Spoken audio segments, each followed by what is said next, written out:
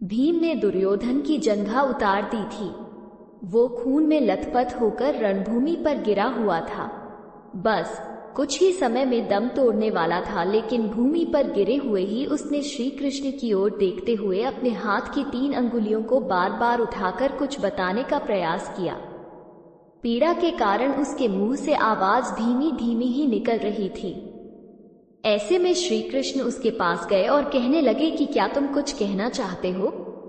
तब उसने कहा कि उसने महाभारत के युद्ध के दौरान 3 गलतियां की हैं। इन्हीं गलतियों के कारण वो युद्ध नहीं जीत सका और उसका ये हाल हुआ है। यदि वो पहले ही इन गलतियों को पहचान लेता तो आज जीत का ताज उसके सिर होता।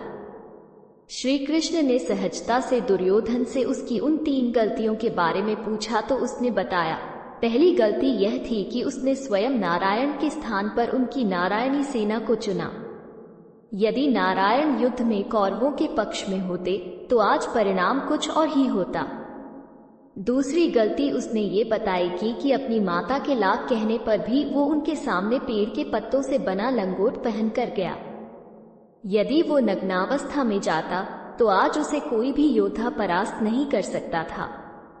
तीसरी और अंतिम गलती उसने की थी वो थी युद्ध में आखिर में जाने की भूल। यदि वो पहले ही जाता तो कई बातों को समझ सकता था और शायद उसके भाई और मित्रों की जान बच जाती। श्री कृष्ण ने विनम्रता से दुर्योधन की यह सारी बात सुनी।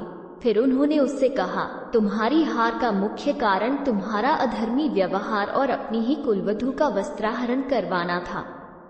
तुमने स्वयं अपने कर्मों से अपना भाग्य लिखा। श्री कृष्ण के कहने का तात्पर्य ये था कि तुम अपनी इन 3 गलतियों के कारण नहीं हारे, बल्कि तुम अधर्मी हो इसलिए हारे।